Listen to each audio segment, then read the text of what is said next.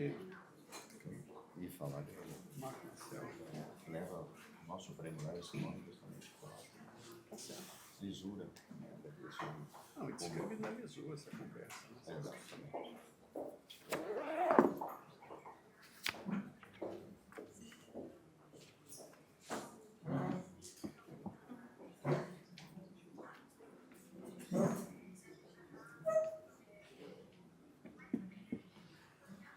Não precisa ser. Maravilha. Eu pego vocês. Deixo com você.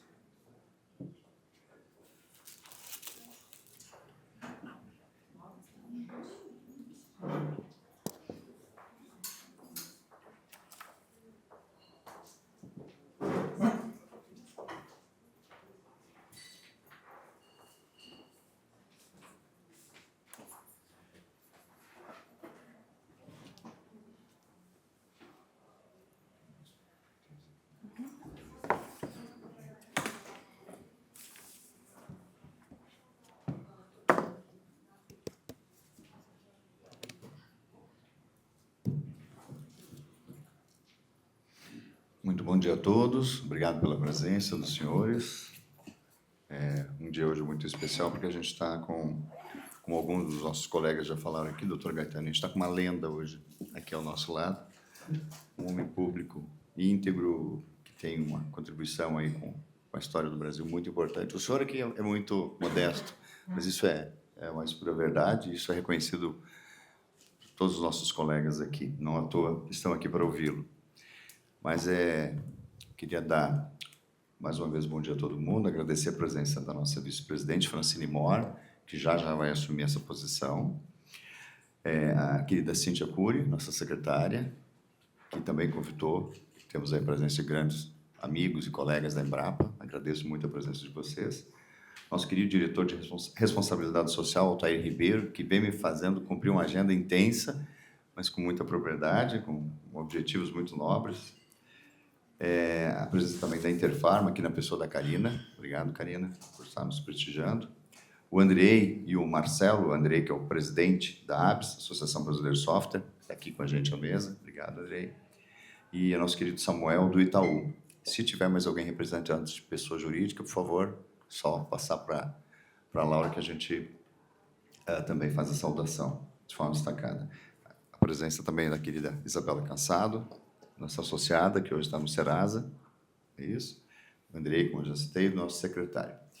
O tema de hoje, com o secretário Gaetani, não poderia ser outro que não a modernização do Estado. E nós estávamos conversando aqui, antes de começarmos o evento, sobre também a modernização do Estado no momento de inteligência artificial, reforma administrativa no horizonte, que certamente está causando um pouco de rebuliço, apreensão para algumas carreiras, né? A gente sabe como é difícil organizar o Estado, bagunçá-lo é fácil, organizar e mantê-lo funcionando de forma efetiva que é o grande desafio. Então, a gente sabe que esses momentos são bastante sensíveis e a gente precisa encarar tudo isso com muita serenidade e muita maturidade, né? A democracia em si, ela não funciona sem um Estado forte, organizado, com apoio e reconhecimento da população sobre a importância dos seus serviços, e pessoas como o senhor são guardiões desse tipo de comportamento, que é o que a gente espera em momentos como esse, né? Para passar a sua sabedoria, seu conhecimento, toda a sua experiência, para que a gente passe por essas eventuais transformações que são naturais na história de qualquer sociedade, né? Esses movimentos são dinâmicos, a sociedade está sempre se reinventando, com o auxílio da tecnologia, o avanço da tecnologia, isso é cada vez mais necessário e inevitável, mas o importante é ter pessoas como o secretário Gaetani à frente de discussões como essa. E eu chamo Gaetani, todos sabem, Francisco Gaetani, mas Chico Gaetani, como é de forma muito querida, né? Reconhecido e chamado por todos. Então, hoje o tema é transformação do Estado e eficiência, no momento de inteligência artificial atuante, né? De que forma isso pode ser a favor do cidadão, do Estado, né? Da organização da sociedade, a questão da segurança dos dados, né? Que nós estamos falando. E eu botei mais uma pimentinha nesse caldo, que foi a questão também da guarda de dados e como deve funcionar isso do ponto de vista da regulamentação do lobby, da atividade de RIG, né? A gente vem lutando para que esse projeto seja aprovado, seja melhorado. Ele ficou um pouco denso, pesado e trouxe muitas obrigações acessórias que nós estamos tentando, de forma democrática, com muito argumento, com muita conversa com o Congresso, tentar melhorar, né? Já há um pré-entendimento com o senador Efraim, nós tivemos uma agenda oficial com ele 2 semanas atrás, levamos as nossas contribuições, depois de ouvidos todos os nossos associados, diretoria, nós fomos subindo as instâncias, abrimos um prazo para os associados de uma forma geral, depois a nível de diretoria e depois uma discussão final com o Conselho Superior, né? E chegamos a um texto de consenso, no sentido de algumas alterações, levamos ao senador oficialmente, registrado na agenda oficial do senador, como a gente deve buscar fazer em todas as nossas interações. E agora estamos aguardando uma análise, ficou conversado que ele retoma essa pauta em fevereiro. Em fevereiro ele retoma, a intenção é aprovar no Senado março, e aí na CCJ e no plenário, e voltar à Câmara em abril, para ver se a gente até o final de abril consegue efetivamente que isso seja deliberado e enviado à sanção. Então, secretário, eu vou passar a palavra inicialmente para o senhor, para ouvi-lo, enfim, sobre tudo isso que a gente já comentou aqui. E, mais uma vez, agradeço a presença de todos e quero dizer que esse é o último Café com Autoridade do ano e a gente não poderia encerrar de forma melhor, uma presença tão distinta e com uma pauta que é tão atual e importante para todos nós. Muito obrigado.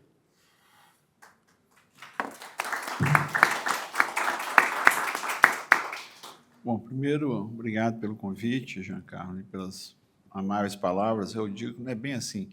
É porque quando a gente tem muito tempo de administração pública, você já acumula um patrimônio de fracassos respeitável, né?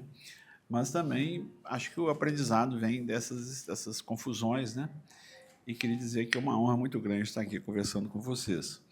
Eu faço parte de um grupo de pessoas no governo que não tem medo de conversar com o setor privado, que não acha que lucro é pecado e que acha que nós temos que construir soluções conjuntas, porque tem muita coisa que o governo não tem os meios ou não tem a compreensão, outras que o setor privado tem. Outras coisas é o inverso. Todos os problemas de ação coletiva, o setor privado tem limitações. E toda a filosofia do lobby é no sentido de melhorar a qualidade das informações entre os interlocutores para podermos produzir acordos, entendimentos, legislações, políticas melhores, né? Então, assim, eu fico muito honrado, muito satisfeito de estar aqui presente com vocês. Acompanho a discussão à distância. Acho que quanto mais cedo a gente superar esses preconceitos, melhor. Mas é uma luta permanente, né? Estava vendo aqui a agenda com o nome do senador Marco Maciel, né? Que eu já nem me lembro, são quase 50 anos que ele trabalhava, né? com esse desafio. O país ainda tem dificuldades de colocar a bola no chão e objetivar esse assunto. Vamos lá. Quando a ministra Esther me convidou, ela me falou desse título aqui, muito pomposo, né? Mas eu tenho, na verdade, uma pequena força-tarefa, em tese, com a função de formulação. Na prática, o governo funciona de uma forma tão racional assim. Mesmo no Ministério, muitas discussões, a gente tem visões distintas, né? E o Ministério e essa agenda, ela também enfrenta um momento político do país, né? Nós temos um momento onde você tem um presidente forte e um governo frágil em função da posição no Congresso. Mas é isso faz parte do jogo. Acho que a gente tem que ser capaz também de colocar com objetividade os desafios que nós temos e criar um espaço para entendimentos e avanço, o que tem sido muito difícil, né? Nós vivemos aí, nos últimos 10 anos, 12 anos, muitas turbulências, né? E o país ele não tem, muitas vezes, clareza em relação nem de onde está, nem para onde ele quer ir. Existe uma instituição de pesquisa internacional chamada Ipsos, um instituto muito interessante, e eles fazem uma pesquisa anual mostrando o grau de dissonância cognitiva dos países. Eu não sei aqueles de vocês que viram a Era do Gelo 3, por exemplo, aquele mamute achando que era um gambá e se pendurava na árvore, né? Acho que o Brasil tem um pouco desse comportamento, né? Antigamente, nós tínhamos uma visão unificada do país, que era em grande parte patrocinada pela Rede Globo, pelas novelas. Nós todos achávamos que morávamos em Ipanema, né, na frente da praia. Era uma visão equivocada, mas era uma visão. Hoje isso esfarelou e a gente não sabe exatamente que Brasil nós estamos falando. Então, nós somos, juntamente com México, Tailândia, Malásia, né, os top malucos que estão lá, os países que acham uma coisa que, na verdade, os dados não corroboram, para vários assuntos, como racismo, migração, porte de arma, né? O que está na percepção das pessoas não tem aderência em relação aos dados. Mas eu estou falando dessa história da dissonância cognitiva porque ela é um pouco base para a gente conversar um pouco sobre os nossos desafios reais, né? A gente tem umas conversas que a gente observa, às vezes, no mundo da política, assim, tudo bem, a política sempre foi um pouco surreal, mas nós estamos extrapolando em termos de delírio, né? E a gente precisa trazer o debate para o plano objetivo dos problemas que nós temos que enfrentar. Basicamente, isso envolve processar conflito. Democracia é conflito, democracia é divergência, democracia é contraditório. Nós perdemos isso, né? A gente quer matar os outros, mandar para a Lua, enfim. E que também isso tem a ver com a nossa história. Nós começamos a perder o pé um pouco dessa realidade aí.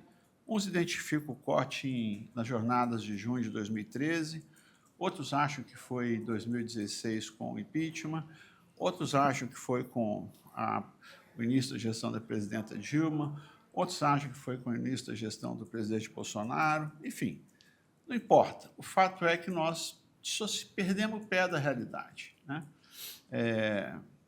Isso permitiu também que algumas situações evoluíssem de uma forma muito complicada. Vocês devem ter visto, esse final de semana, né, os 3 principais jornais trazendo uma radiografia do poder, dos custos de transação do mundo jurídico. Nós somos campeões do mundo, assim, disparados. E, agora, essa agenda, ela não surgiu dentro do Estado, ela surgiu fora do Estado. Foi o terceiro setor que vem acumulando dados, acumulando experiência, acumulando projetos, acumulando massa crítica, para chegar no ponto de desvelar o que está acontecendo. Porque endogenamente a gente não consegue. São muitos debates interditados, muito medo, muita insegurança, e isso dificulta a gente objetivar os problemas. E o que vale para os custos de transação no judiciário, vale também para salário de funcionários, vale para subsídios às empresas, vale para... Acabamos de ter a situação do Banco Master. Nós temos um problema, você fecha os olhos, atira, você vai acertar alguma coisa. Ou um elefante, ou um passarinho, ou uma jaguatirica, enfim.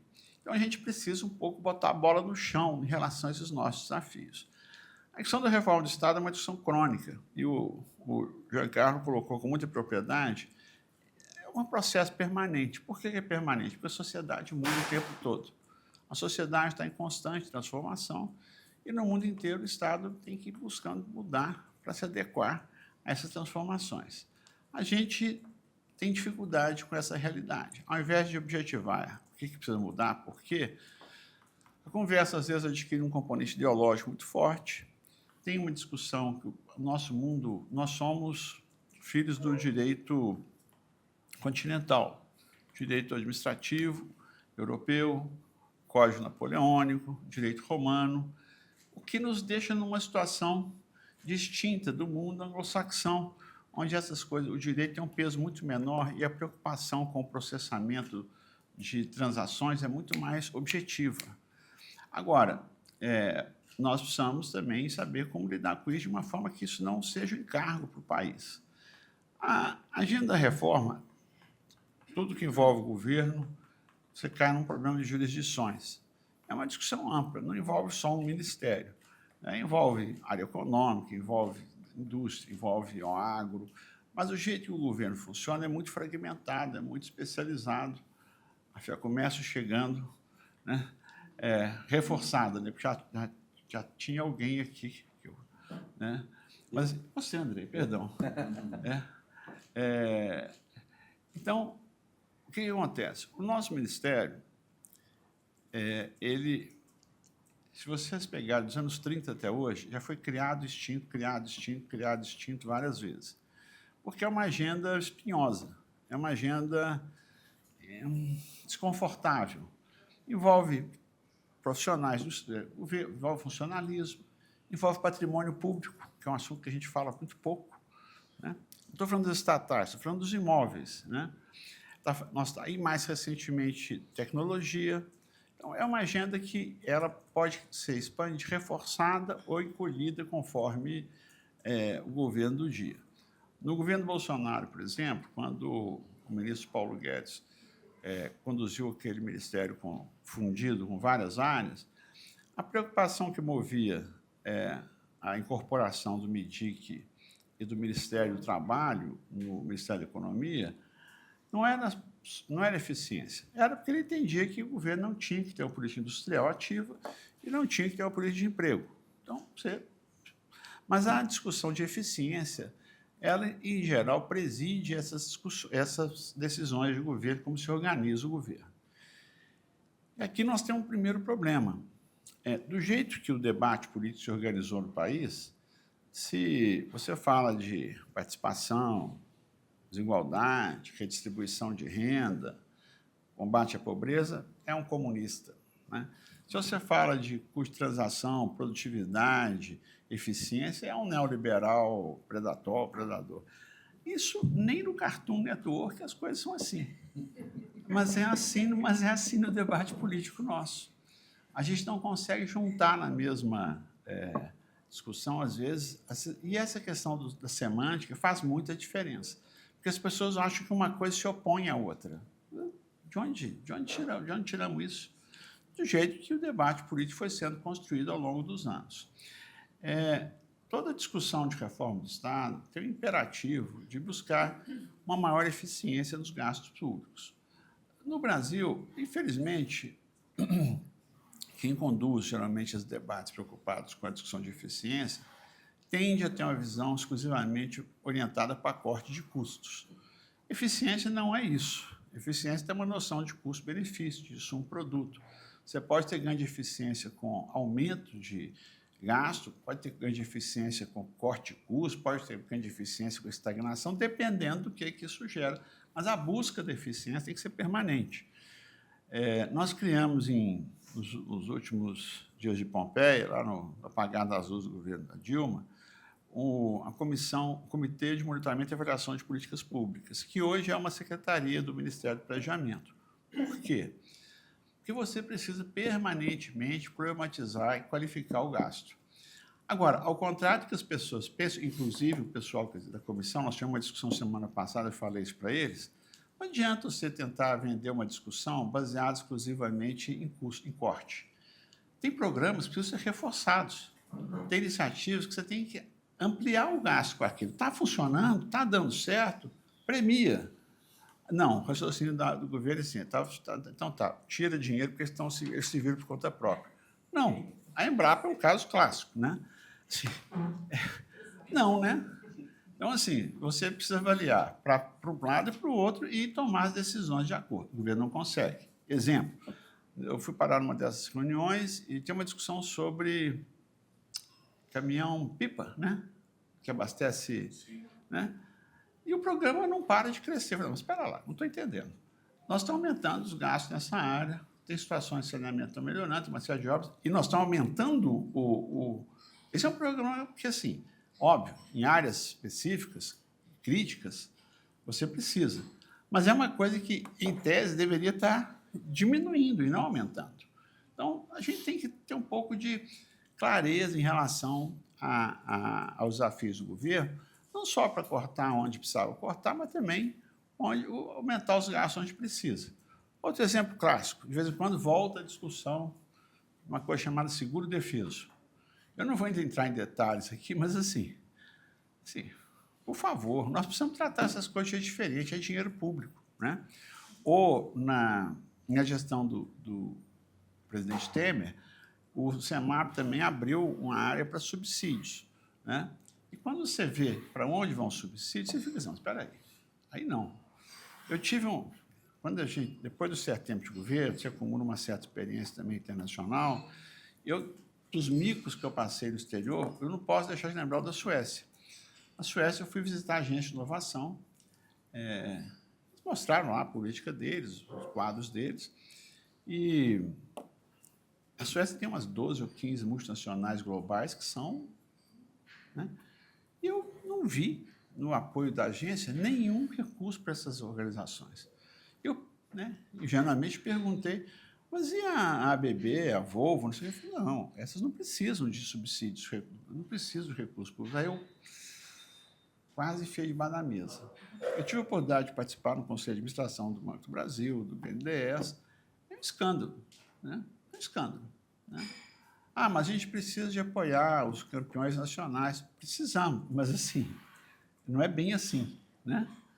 Supondo que você tenha essa visão de fortalecer os grandes grupos nacionais. Então, mas voltando um pouco aqui à nossa discussão sobre transformação do Estado. Nós começamos o governo sob o signo da discussão da PEC 32 do governo Bolsonaro. Quando o presidente Lula criou o Ministério de Gestão e Inovação, isso sinalizava o reconhecimento de que essa era uma área que precisa de um tratamento mais reforçado, mais especializado, porque ela é sistêmica. As políticas de gestão pública afetam o conjunto do governo. Compras, serviço público, tecnologia, patrimônio, afeta todo o governo, não é só um setor, né? E quando a ministra Esther, ela assumiu esse desafio, ela foi secretária de orçamento, é uma economista do FRJ. Para ela também era um desafio muito grande, porque ela foi trabalhar naquele lugar de fixer, né? O que arruma as confusões do governo. Não é à toa que ela tem hoje o prestígio que tem junto ao presidente. Na organização do Ministério, também vieram para o Ministério as áreas estatais e a área de patrimônio da União, que poderiam também ficar, por exemplo, no Ministério do Planejamento ou da Fazenda, como já aconteceu no passado. Então, o Ministério que a primeira decisão que foi tomada foi em cima da discussão de eficiência. Foi mantida, quando o Ministério da Economia foi criado, ele enxugou todas as áreas meio. E foi uma decisão correta. Você não precisa de um kit ministério para todo mundo. Você pode centralizar as áreas de compras, as áreas de tecnologia, as áreas de processamento orçamentário e financeiro. E hoje, a Secretaria de Serviços Compartilhados, ela atende 13 ministérios, para ódio dos atendidos, que queriam ter, naturalmente, a sua estrutura, os seus cargos. E vai crescer, vai chegar num ponto que você vai ter essa área centralizada, cada ministério fica com suas políticas, seus desafios. Mas a área meio... Ora, essa é uma iniciativa de racionalidade, de eficiência, que o governo tem um pouco de timidez, em função daquela questão da terminologia, capitaliza pouco a busca por eficiência. Bom, mas eu falava da PEC 32. A PEC 32 tinha uma série de problemas, mas, independente dos problemas, ela, no final, ela teve botaram uma baleia na piscina, que foi um pacote para o sistema de segurança, aí acabou a discussão, né? Que era você transformar todas as carreiras ligadas à segurança, municipais, estaduais, federais, com aposentadoria integral, com direitos que já tinham sido extintos na reforma da Previdência e por aí vai. Surpreendentemente, está avançando rapidamente no Congresso, por iniciativa do próprio Legislativo, com os lobbies corporativos, exatamente isso na carreira de agente de saúde. Sabe? Eu não estou discutindo se saúde é boa, se segurança é boa, mas você não pode ter um retrocesso desse do ponto de vista de reverter as questões relacionadas à reforma da Previdência. E está passando bem batido, né? E depois que passa abriu precedente, em várias áreas do país, em vários segmentos, nós temos mais gente em regime de exceção do que na regra, né? Você vai quebrar, depois abre a porteira para todo mundo vir. Não vou nem falar das carreiras com o poder de fogo de pressão sobre o governo tradicionais, basta ver o caso judiciário. Bom, nós estabelecemos 3 áreas principais para enfrentar os debates de reforma dentro do Ministério: serviço público, tecnologia e organizações. Serviço público, o que é que o governo fez? Recompôs a força de trabalho, vem recompondo a força de trabalho. Houve em 10 anos uma redução em 60 mil, mas você não precisa repor 60 mil. Com a tecnologia, com o papel do Estado, com as redefinições do papel do Estado, então vem sendo feito um esforço de recomposição, algumas áreas com mais qualificação, outras áreas com menos embasamento, mas que precisariam, de qualquer forma, ser minimamente recompostas. Foram recompostos, foram feitas discussões salariais com todas as carreiras, assinados acordos com todos os sindicatos para recompor as defasagens salariais. Em alguns casos, a coisa foi feita com mais justiça, em outros casos, ainda tem ajuste para fazer no futuro. Aqui eu queria abrir um parênteses só para dizer para vocês como esse assunto é complicado, chamada economia política das carreiras de serviço público. Aqui do meu canto, né, eu achava assim que o governo tem que pagar bem, mais ou menos neutro em relação ao mercado, um pouco melhor, para reter o pessoal. E eu venho tentando, naquela linha do patrimônio de fracassos, né, há muitos anos, fazer pesquisas salariais. Alguns de vocês são de São Paulo, e alguns de vocês devem se lembrar que o Estadão tinha lá naqueles cadernos, o Estadão de domingo, né, na página 2, todos os salários praticados pelo mercado de São Paulo. Então, nós estávamos querendo contratar umas pesquisas de salários para podermos, assim, bom, vai ter negociação, tá, você tem aqui para subsidiar, para instrumentalizar a negociação. O DIEESE me enrolou, não conseguimos fazer. Até aí, esperado, né? Não vai ajudar a vida do DIEESE, né? Fazer isso, subsidiar. Aí fui procurar o pessoal de multinacionais que trabalham no assunto. Ah, não sei o que. Não. Como não? A gente paga. Não, não é essa a questão. Não, esse assunto é muito sensível, é muito conflitivo, tem problemas reputacionais. Assim fica difícil, né? Porque assim, você não pode comparar todas as áreas com o setor privado. É verdade, mas a grande maioria você pode. Se você não tem base de comparação, tudo fica na base do, digamos assim, na linguagem mais à esquerda, né? Na base da correlação de forças, né? Ou das simpatias pessoais, né? E esse assunto segue sendo um desafio. O governo resolveu, arrumou todas as carreiras. Então, nós temos aí um fôlego até o início do próximo governo para identificar onde está defasado, onde não está, mas vai ser sempre um assunto eminentemente político, ao invés de ser uma coisa com bases profissionais. Bom, fizemos concurso, fizemos recomposição salarial e estamos implementando um sistema de avaliação de desempenho que procura valorizar desenvolvimentos profissionais, resultados, qualificação.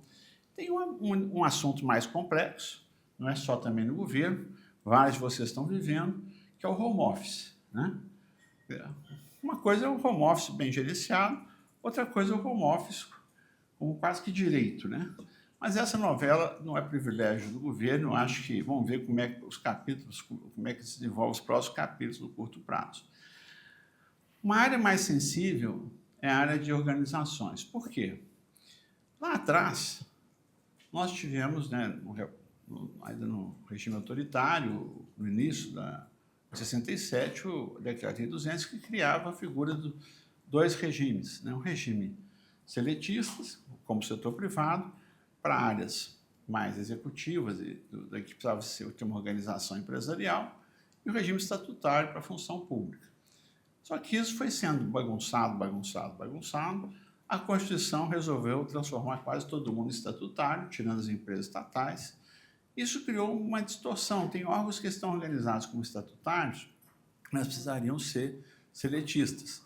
Agora, todo mundo quer o melhor dos mundos. Eu quero ter os direitos, aspas, dos estatutários e a flexibilidade dos seletistas. Não dá, tem que resolver. A massa de funcionalismo federal, 40% é seletista. Então, se vocês pegarem em termos de empresas estatais e tudo, quase a metade é seletista.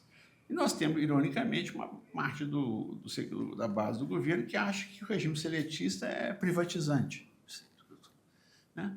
Quer dizer, a discussão, às vezes, é um pouco tosca e você tem que enfrentar esse debate. Por exemplo, Fiocruz. Quem conhece a Fiocruz sabe que a Fiocruz é quase uma holding. Então, você tem o gov.br, tem a identidade nacional, tem as Compras Mais, que permite agora municípios de todo o país comprarem no mesmo mercado, no mesmo marketplace, e tem umas outras coisas sendo construídas, por exemplo, as infraestruturas públicas digitais, em função de uma parceria com a Índia. O Henrique trabalha comigo, chegou ali o diretor do Cadastro Ambiental Rural, que é uma revolução, né?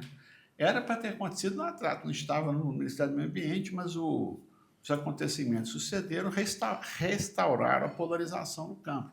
Mas o Cadastro Ambiental Rural praticamente encerra essa conversa, porque fica tudo transparente, é do interesse de todo mundo ter um setor, um agro potente, um agro resolvido, um agro sustentável. Na época, nós tínhamos uma parceria muito grande com a Sociedade Rural brasileira, irônica, que é tida como uma organização muito conservadora. Eles trabalharam muito com a gente, a Rural, a BAG, Soja, a Biov, enfim. O argumento era o seguinte: o protecionismo verde deveria beneficiar nós. Por quê? Nenhum país envolvido tem uma agricultura com as regras de sustentabilidade que a nossa. Então, é o contrário, né? Mas, enfim, agora estamos recuperando isso, botando a casa em ordem, mas tem umas questões relacionadas ao mundo digital que são um pouco mais complexas. Nós temos 6 grandes desafios regulatórios, né? Fake news, remuneração de conteúdo,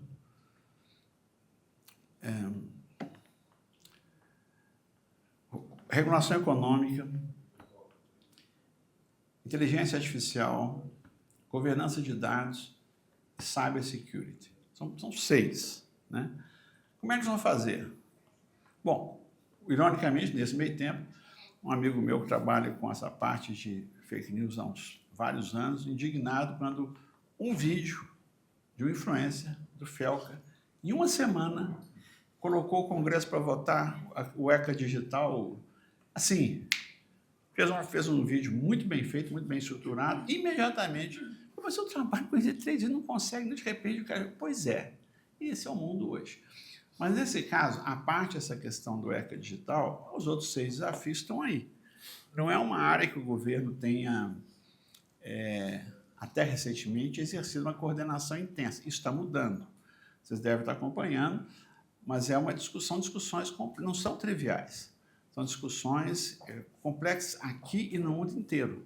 Então, o Brasil está mais ou menos acompanhando as discussões do mundo, mas nenhum país quer ficar na mão de uma situação onde o país possa ser desligado por uma decisão política arbitrária de um governante ou de um grupo tecnológico global, né? Essa é, talvez, hoje, uma das grandes discussões. E que eu acho, em termos das agendas de transformação do Estado, essa tem andado e vai continuar andando uma velocidade diferenciada. Por quê? Porque a sociedade exige, porque o mercado pede. Aqui eu queria fazer um painel nessa questão de dados. Eu acompanhei desde o início o experimento do DOGE, né, que, aliás, foi extinto agora. Foi um experimento de fevereiro a novembro, né, um experimento de praticamente 10 meses, e foi devastador. Foi devastador porque foi cirúrgico. E foi cirúrgico porque foi preparado, foi planejado, e foi um processo de captura dos dados que interessava por certos grupos e destruição generalizada das bases de dados em várias áreas, né? Eu gosto de dar o exemplo da NASA e do CDC. O CDC é o Centro de Epidemiologia, seria a nossa equivalente, mais ou menos, a nossa Anvisa. Você perdeu dados, assim, de décadas. Então, assim, o que isso significa? Isso aconteceu na educação, aconteceu na cooperação internacional, aconteceu na saúde, aconteceu na parte de meteorologia, não é bem meteorologia, a parte ligada à imagem de satélites e tudo. Nós precisamos trabalhar esses assuntos com outra perspectiva. Mas isso não é um problema do governo, isso é um problema do governo e da sociedade. Então, assim, nós estamos na mesa aqui com a Isabela, né? O Serasa hoje é uma instituição, assim, tem uma credibilidade, uma confiabilidade que poucas instituições têm, e é um arranjo privado, né? Então, Então, tem arranjos privados, tem arranjos públicos, tem arranjos híbridos. Em várias áreas a gente vai ter que construir isso. Por quê? Porque, do jeito que a política evolui, você não sabe o que pode acontecer. E você pode ter críticas ao Lula, ou ao Temer, né? Agora, você não pode ficar exposto a uma situação onde os dados do país sejam perdidos, né? Nem o mercado, nem as empresas, nem o governo vai em lugar nenhum sem base de informação, né? Eu não estou falando só do IBGE, estou falando das bases setoriais. E aqui, um dado importante, o presidente Lula atribuiu ao Ministério da Gestão e Inovação, e isso tem muito a ver com a credibilidade da ministra Esther, a responsabilidade pela organização da infraestrutura nacional de dados. Sei. Legal. Né? E aí? Para começo de conversa, só no mundo governamental você tem mais ou menos 11 a 12 organizações trabalhando nesse universo, com 2 gigantes estatais, que são o SERP e a Dataprev. Além disso, você tem 2 agências reguladoras, a Anatel e a ANPD. Além disso, você tem uns 5 ou 6 ministérios, MCTI, né, MIDIC, Ministério de Gestão e Inovação, Fazenda, Secretaria de Comunicação da Presidência, acho que deu uns 5 aí, né?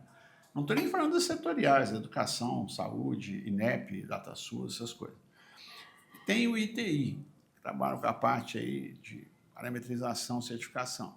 Então, nós já estamos aí em 10, 11, né? CGI, CIT Digital. Bom, esses não são órgãos públicos, são instâncias, conselhos, mas fazem parte desse ecossistema, né? Então, assim, esse ecossistema, como o governo não estava se movendo no seu início, em função também da circunstância que tomou posse dos primeiros dias do governo, a sociedade está avançando. Muita coisa agora está avançando. Por quê? Porque a realidade pede que avance. Precisa. O setor privado precisa dos dados arrumados. Nosso grande parceiro no cadastro ambiental rural é o agro moderno, né? Não é o pessoal do Talibã que quer destruir tudo. Não. Você precisa de algumas coisas arrumadas para funcionar. Para crédito rural, com conformidade, você precisa. Para exportação, você precisa, né? Então, em várias áreas, você tem desafios enormes. Isso depende de uma construção do interesse coletivo e depende também do enfrentamento dos interesses que se beneficiam da situação dada. No Brasil não tem nada que você mexa que alguém não esteja sendo beneficiado, que você vai ferir interesses. Isso é do mundo, é da política, é da organização nossa. Então, dentro do Estado é assim, na sociedade é assim, e na relação do Estado com a sociedade é assim. Então, parte desses desafios na nossa transformação do Estado tem a ver com essas questões que eu estou aqui dando uma geral para vocês. Nós temos parcerias com instituições como o MBC, o Brasil Competitivo, trabalhamos com algumas coisas ligadas ao FEBRABAN, com o IED. Tem várias organizações que são parceiras do governo em várias áreas. E para vários assuntos, nós vamos precisar construir soluções a partir de muito diálogo. Não quer dizer que a gente concorde, mas você precisa, para jogar um jogo, os jogadores têm que estar de acordo com as regras. No momento em que você vai jogar um jogo, que o pessoal joga o tabuleiro para cima, joga as peças para cima, assim não dá, né? A política não pode ser jogar xadrez com um macaco e tendo que empatar, né? Porque senão a coisa não evolui. Então, nós estamos nesse momento onde a construção das soluções, objetivação dos interesses, melhoria do patamar informacional das negociações, que tem muito a ver com o trabalho de vocês aqui, tudo isso é chave para o país se desenvolver. Nós estamos crescendo 3% ao ano, pleno emprego, inflação tensamente sob controle, um colchão de reservas bastante confortável. Sim, mas tem as questões fiscais, quarta é hoje. Segunda-feira, cometi uma pequena indelicadeza com um debate que eu fui com o representante do BID. Ele abriu o debate com o apocalipse fiscal. Aí eu falei, quando chegou ele falou, olha, tudo certo o que o senhor falou, mas podia falar também das coisas boas que estão acontecendo. né? Não precisa ser o mundo vai acabar amanhã ou em 2027, né? Porque senão a gente não consegue ponderar, calibrar, ter uma sensibilidade em relação à proporção dos problemas. Antigamente, acho que foi na época do mensalão, né, o Joaquinzão nos deu uma contribuição para o nosso vocabulário, que é dosimetria, né? Nós perdemos a capacidade de ponderar as coisas, né? A gente precisa recuperar isso para construir as soluções aí para frente. Um dos papéis-chave do Estado é desenvolver os mercados. A gente só vai desenvolver os mercados se a gente também entender que a competição é parte do desenvolvimento. A gente ama o mercado e odeia a competição. Aí fica difícil, né? Aí não, né? Aí não vale.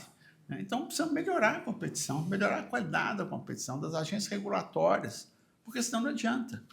Pega o nosso CAD. Nosso CAD, quando foi criado, metade da direção era economista e metade era advogados. Hoje são todos advogados. Certo. Né? Vocês devem ter visto, está na moda aí o livro, esqueci o título, que compara a China e os Estados Unidos. Breakneck. A China, o país de engenheiros, modela os problemas, né? Os Estados Unidos, o país de advogados, né? Media conflitos, né? Organiza interesses. Tá, mas olha onde é que está um, olha onde é que está outro, né? Enfim, é uma ideia, um insight interessante, dá para a gente pensar, mas o fato é o seguinte, a transformação do Estado é um desafio de todos nós. E o governo, ele só muda sob pressão. Eu gostei muito de entender uma coisa, endogenamente, as chances das reformas são muito baixas. Sem alianças na sociedade para empurrar as reformas, elas não saem. Tá? E eu aprendi isso dolorosamente. Tá? Porque não adianta achar que vão ter políticos ou tecnocratas iluministas, porque eles não têm voto.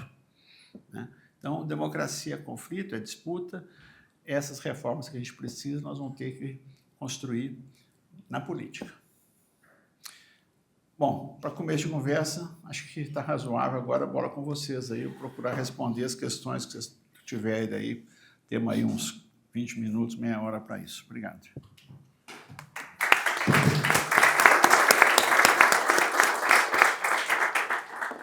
Obrigado, secretário.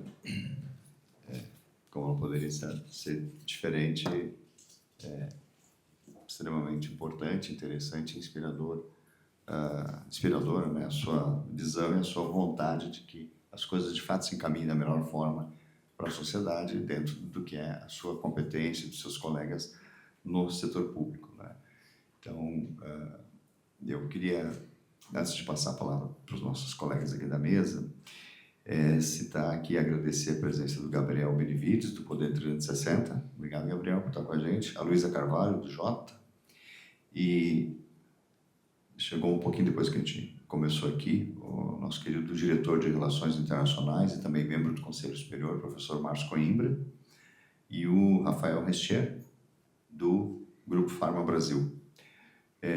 E também não poderia deixar de colocar que associou-se recentemente à BRIG, embora já faça parte da nossa história de uma forma paralela, mas nosso querido amigo aqui, grande profissional, Vitor Bica, e que a partir do ano que vem passa a fazer parte do Conselho Superior da BRIG, né? Vai estar aí emprestando todo o seu conhecimento, seu prestígio e sua longa carreira de sucesso, também aos nossos quadros, a todos os nossos associados, vai estar com a gente.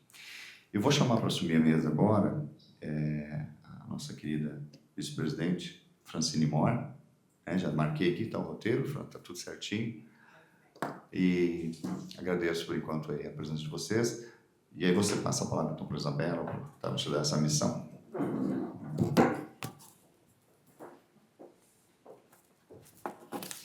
Vou ficar bem acompanhado. Obrigado.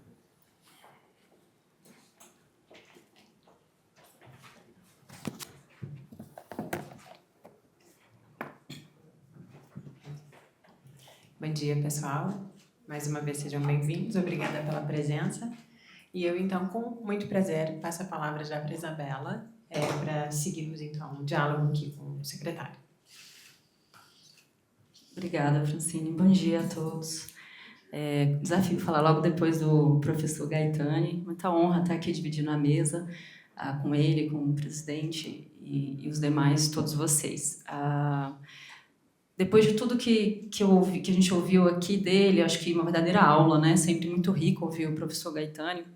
Mas falando aqui enquanto setor privado, né? Enquanto relações governamentais, e é um trabalho que muitos de nós aqui realiza diariamente, de buscar acompanhar e contribuir com as transformações e todas as iniciativas, né, que o Estado vem realizando em termos de normatização, de regulamentação, em termos de políticas públicas. A gente tem esse desafio e também a gente tenta surfar nas oportunidades, né, no bom sentido, que a gente encontra a partir do que a sociedade vem apresentando, do que o próprio poder público também, a máquina estatal vem apresentando, né?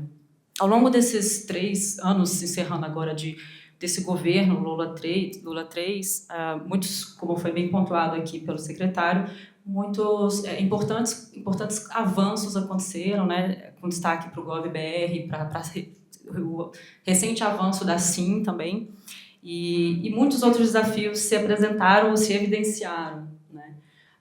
Ele elencou aqui 6, e acho que todos eles assim de uma complexidade sem tamanho. E a gente, como setor privado, a gente fica buscando formas de contribuir com as políticas públicas que estão sendo pensadas, elaboradas. Então, eu queria aqui deixar como reflexão, quando nós pensamos nesse café, a ideia do café, o presidente Castro, os colegas da ABS aqui, a gente pensou como uma oportunidade de dialogar, de ouvir uma figura, uma lenda aqui como o Gaetani, com tanta experiência e vivência, a gente dialogar sobre isso e parar um pouquinho, olha, qual é o contexto que a gente tem hoje, né? O que tem no legislativo, o que tem na administração pública, quais são os desafios que se apresentam a nós, mercado regulado, né, empresariado, e como a gente pode contribuir com isso. Então, sem mais delongas, assim, eu queria, além da reflexão, que a gente possa falar um pouquinho o que ainda daria tempo nesse curto período aí, nesse horizonte de último ano de governo, daqui a pouco período eleitoral. Dentre esses itens aqui, em especial, eu queria falar sobre governança de dados e cybersecurity também. O que ainda daria tempo, o que nós podemos contribuir, se o governo pretende ainda avançar concretamente, de que maneira em relação a esses pontos, professor? Obrigada. Obrigado, Isabela. Bom, primeiro você pode chamar de Chico, tá? Fica mais fácil. Agora, professor, Francisco Gaetani, um pouco... Enfim, vamos lá. Há várias maneiras de ver o último ano de governo. A clássica já acabou. O governo acabou, não tem mais nada para fazer. Então, grande bobagem. O último ano de governo é uma puta oportunidade em vários aspectos. Primeiro, várias coisas que o governo, ainda mais na circunstância que o governo começou, assumindo terra arrasada uma série de áreas, enfrentando uma tentativa de golpe na largada. O último ano é quando você tem a aceleração final do governo. Então, muita coisa está se resolvendo agora, alocações estão se resolvendo agora. Então, tem muitas oportunidades aí, tem muito esforço de governo aí. As entregas, a pressão é para agora. Dada a nossa legislação esquisita, principalmente até junho, porque depois tem o defeso eleitoral.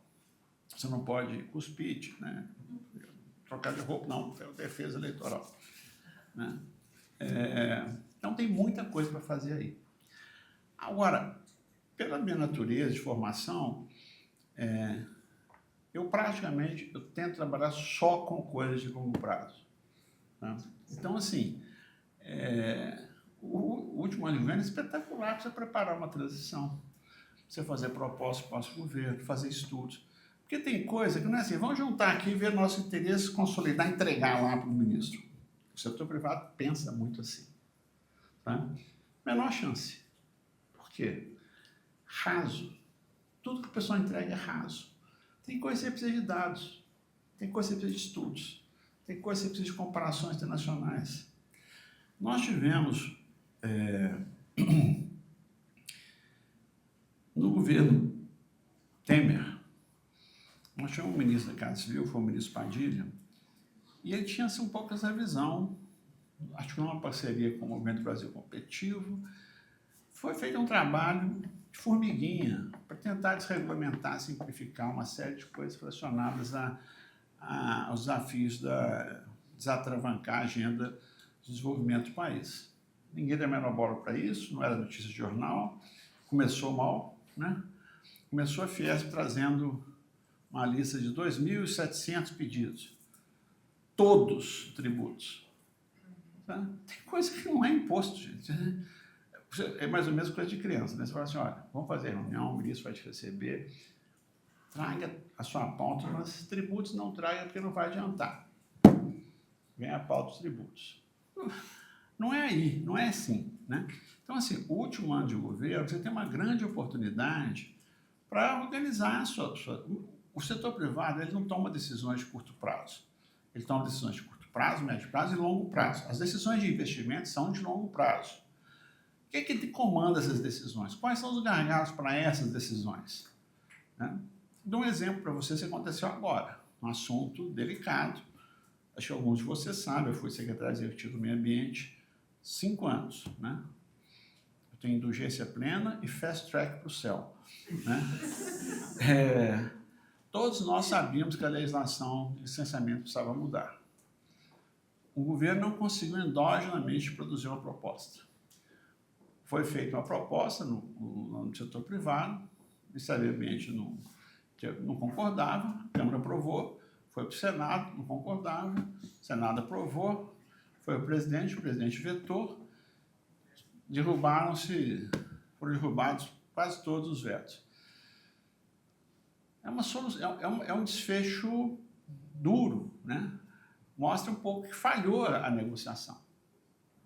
O setor que tinha mais votos, a política se impôs. Dou um contra-exemplo, a legislação de patrimônio genético.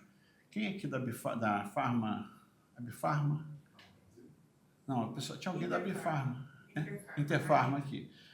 Patrimônio genético, nós pegamos cosméticos, químicos, agro, fármacos e os movimentos sociais, sentamos, vamos arrumar essa legislação. Foram 3 anos de negociação, perdemos a negociação na última votação de 2014, por uma história lá no Congresso, um dia, quem tiver interesse, o Henrique conta. Começa o segundo mandato da Dilma, Eduardo Cunha, presidente da Câmara. Fevereiro, a Câmara votou. Março, o Senado votou, mexendo umas coisas na Câmara. Maio, a Câmara votou de novo. O presidente Dilma sancionou. A Embrapa, vocês têm notícia disso. Como? Como vocês conseguiram isso? Porque tinha 3 anos de negociação atrás.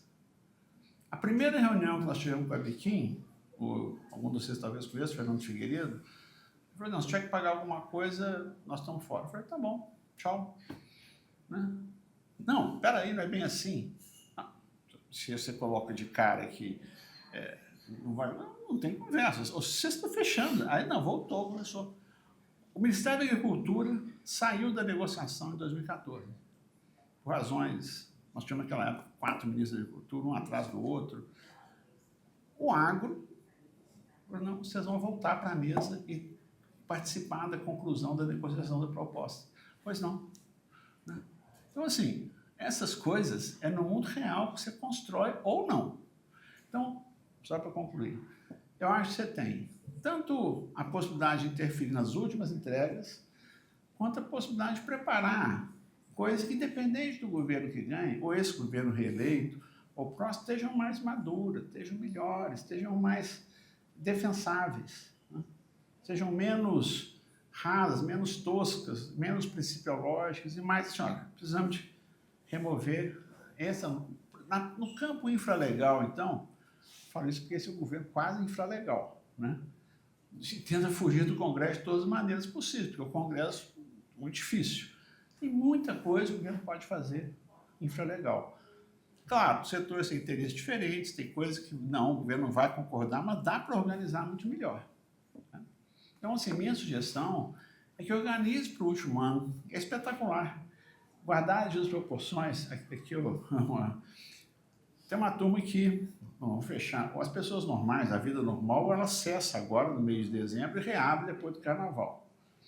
É verdade, mas também, do ponto de vista de governo, é uma época ótima para avançar muita coisa, porque tem menos gente para atrapalhar.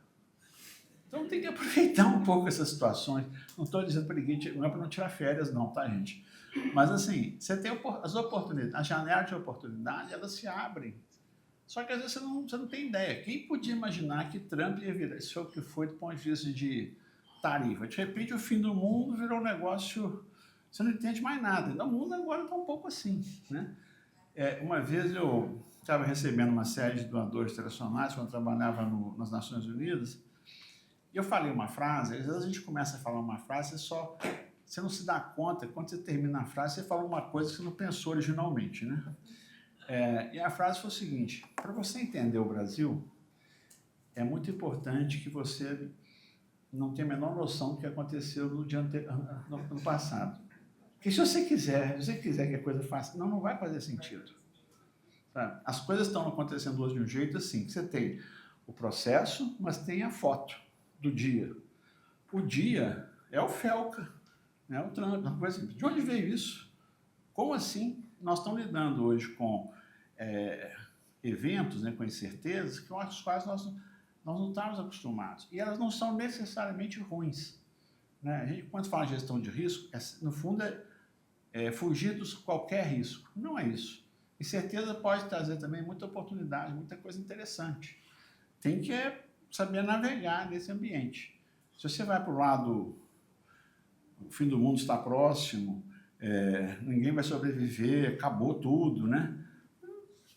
É uma visão muito paralisante e conservadora. Então, acho que o último ano é uma grande oportunidade para vocês fazerem o dever de casa de vocês. Lembrando que nós estamos vivendo uns problemas hoje que não tem solução na prateleira. O caso da inteligência artificial é o clássico, né? Vai mudar tudo. Tá, e aí? Né? Então, nós temos que ver como é que a gente se organiza para isso. O MBC fez com a FGV um estudo, na época não tinha aí ainda, era sobre transformação digital.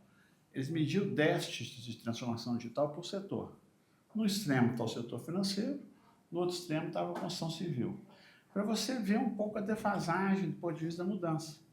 Ajuda demais a clarificar para o próprio setor onde ele está, né, e para o governo como apoiar, para poder enxergar. Na neblina, né, como é que é? O farol baixo, use farol, você precisa, você não pode parar. Você pode estar perto do abismo e você pode estar perto da saída.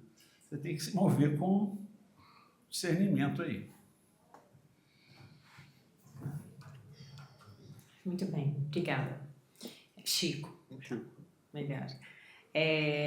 Passo então a palavra com essa deixa de problemas de inteligência artificial que não tem solução na prateleira. Eu passo essa fala agora então para o Andrei Gutierrez, presidente da Associação Brasileira de Software, só para relembrar. Eu acredito que esse esteja funcionando, tá? Esse tá? Alô? Então, pronto. Não, muito bom. Bom dia a todos. É um prazer estar aqui. Muito obrigado, Jean, em nome aqui da ABS. Agradeço muito a presença. É uma honra, professor, estar mais uma vez aqui com o senhor. Também que a gente teve no começo do ano lá na FEComércio também. Estava mencionando também, faço parte da FEComércio. E Marcelo, desculpa, a gente combinou aqui que eu ia entrar no tema de tecnologia, mas aproveitando a presença do professor aqui, a gente fica instigado, né, para fazer o debate e entrar nesse debate de reforma do Estado. Professor, e o senhor trouxe uma frase muito boa que que a reforma do Estado é uma discussão crônica, né? É um bicho em movimento, né, que depende da correlação interna e da correlação externa. E se tem uma coisa, eu estou há 11 anos, talvez, no setor de tecnologia, como relações governamentais, né? E se tem uma coisa que um chacoalhão que eu levei lá atrás, é como muda, né? O setor de tecnologia, como tem mudado e como eu fico sem chão para tomar decisões dentro do setor de tecnologia. E, mais recentemente, essa sensação está vindo para a sociedade, né? Seja por conta da transformação digital da sociedade, e agora, mais ainda, professor, por conta do contexto, do cenário geopolítico, que esse ano se acirrou de tal maneira que assim, a minha sensação é a mesma que eu tinha lá atrás quando eu falava, a gente está vindo uma revolução digital que está mudando tudo. Eu olho aqui, eu vejo geopolítica, eu falo, está vindo uma transformação geopolítica que está mudando tudo. E talvez eu não tenha, né, eu fui criado, educado numa sociedade do pós-segundo, entender que mundo é esse. E eu confesso que eu fui, agora, 2 semanas atrás, eu estava no Web Summit lá em Lisboa, e aí eu dei uma escapada no último dia, né, ex-acadêmico tem mania dessa, né, professor? Eu fui para o museu, né, em vez de ir passear, tomar cerveja, eu fui para o museu e passei o dia no Museu da Marinha, né, de Portugal, e foi muito bom para ver a história do imperialismo, do colonialismo, né, português, de como naquela época a real política era completamente outra, né? E como que isso foi se transformando no século XVII, XVIII, depois quando entrou o imperialismo britânico, né? E deu uma empurrada em Portugal, como que aquele mundo era completamente diferente. Eu vendo ali Portugal com um navio entrando para invadir Moçambique, Angola, né? Guiné-Bissau, e eu lembrando do Trump com o GSS Gerald na Venezuela. Eu falava, pô, será que o meu arcabouço para entender esse mundo, não é melhor eu usar aquele arcabouço lá atrás? E aí, tendo em vista isso, a geopolítica, a gente fala, poxa, União Europeia, né, com todo aquele arcabouço, aí a gente pega aqui o Breaking the Next, na FEComércio, segunda-feira, o Max Troillo trouxe esse exemplo desse livro, né, comentando que até o Trump está lendo, ele falou, será que o Trump lê? Está lendo. Mas fato é que o cenário está mudando, e a União Europeia, por exemplo, com a guerra da Ucrânia, e sem os Estados Unidos e a OTAN para proteger a União Europeia agora militarmente, estão tendo que botar 3% do PIB em indústria de defesa. De onde vai sair esse dinheiro? Fora isso, com a China e o acirramento da geopolítica e da competitividade internacional, os países precisam de um setor privado cada vez mais eficiente e competitivo para entrar de cabeça nessa briga pelas cadeias geopolíticas e com o Estado por trás, embasando com acordos, né, com força, né, e muitas vezes força militar, que agora a gente está vendo, para poder fazer valer a sua competitividade, a sua posição no cenário internacional.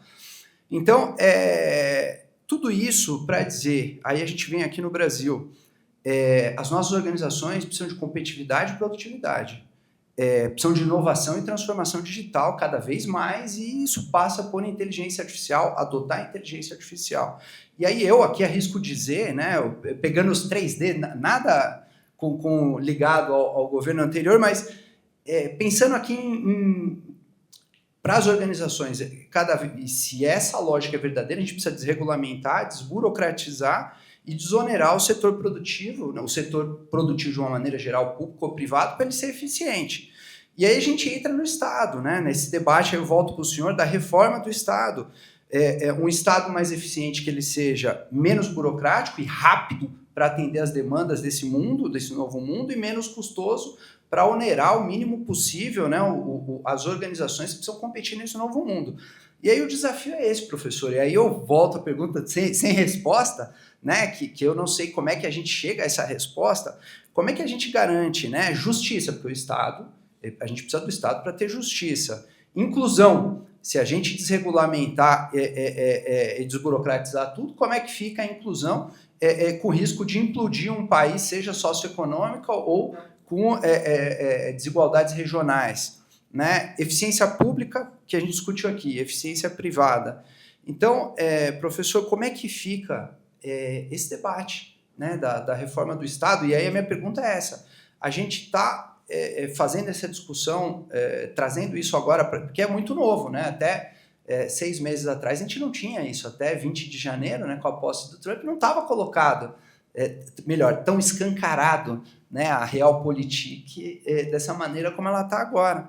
E estamos fazendo esse debate, e aí eu digo isso, cascateio para a inteligência artificial, já comentando hoje, eu acordei com o documento do projeto de nação, né, feito ali no Conselhão, e eu olho soberania digital, regulação de ar, regulação não sei o quê. E aí eu não via a mesma, né, trazendo para médio e longo prazo, Será que em soberania digital a gente vai focar... Isso aqui é só um exemplo, né? Entrando para o tema digital. Será que a gente vai focar só em regulação? Como é que está a aceleração da adoção da tecnologia, né? Do estímulo ao desenvolvimento de tecnologia local por empresas nacionais ou estrangeiras, mas feito aqui no Brasil, para a gente avançar mais, adotar tecnologia, né? Pensar de médio e longo prazo, ser mais competitivo, reduzir a nossa dependência, ser mais... né, um país que vai competir ali nesse cenário internacional de igualdade, se posicionar de maneira soberana. Eu acho que a gente também, vendo ali, a gente precisa avançar mais. E talvez separar, eu vejo ciência e tecnologia junto, eu falo, né, talvez a transformação digital é outro bicho, né, outro, e que o senhor lá, vocês estão atacando muito bem, né, haja visto os exemplos da reforma, da transformação digital do Estado, pelo menos do Estado Federal. É outro bicho que a gente precisa tratar com uma velocidade, com uma cadência. Desculpa, vou parar aqui, mas minha pergunta é essa, professor, como é que está esse debate sobre a atualização desse debate de reforma do Estado face às transformações geopolíticas, desse novo bicho que é esse mundo que se inaugurou em 2025. Obrigado mais uma vez, Jean, uma honra estar aqui com vocês.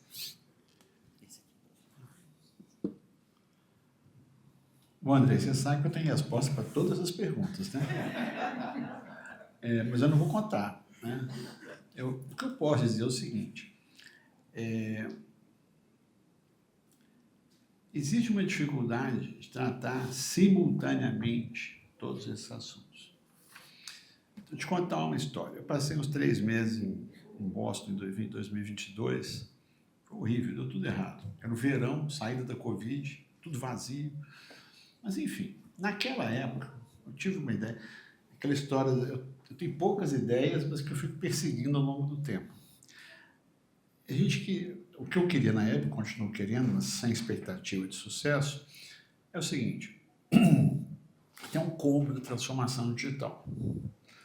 O combo da transformação digital tem inteligência artificial, robótica, machine learning, reconhecimento facial, reconhecimento de voz, cloud computing, quantum computing, cripto, Bitcoin, dá umas 11, 12. Eu tentei, de novo, eu conheço a história dos salários, né?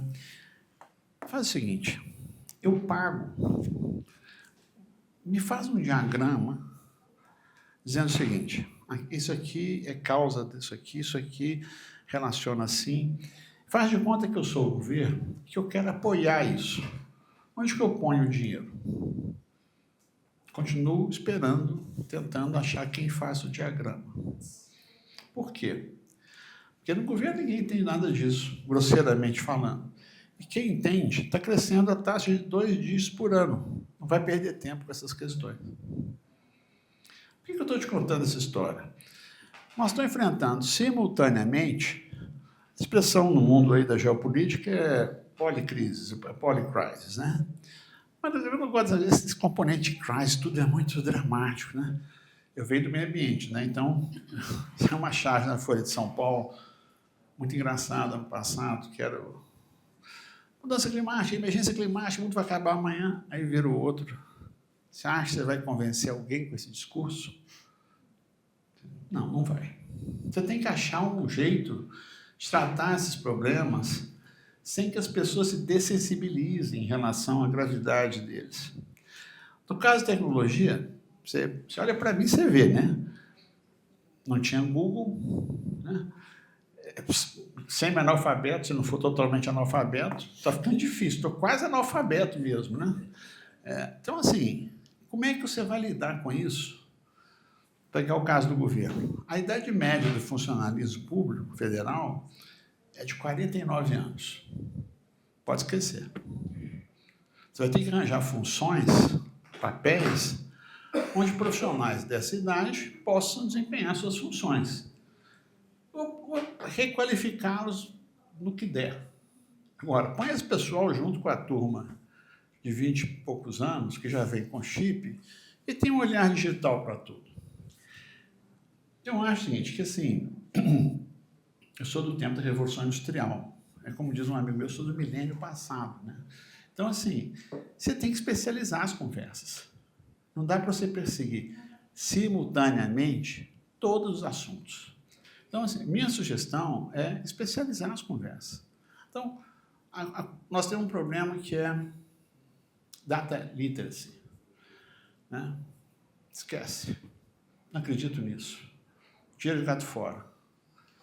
Tá, uma visão. Mas você vai fazer o quê? Sucatear essas gerações todas aí? Nós já temos um problema de qualidade de ensino. O governo, acho que, não sei se triplicou, em 25 anos, aumentou brutalmente o orçamento da educação. Sabe o que aconteceu nos indicadores internacionais? Nada. Não é que não tenha melhorado. Melhorou acerto, mas os outros,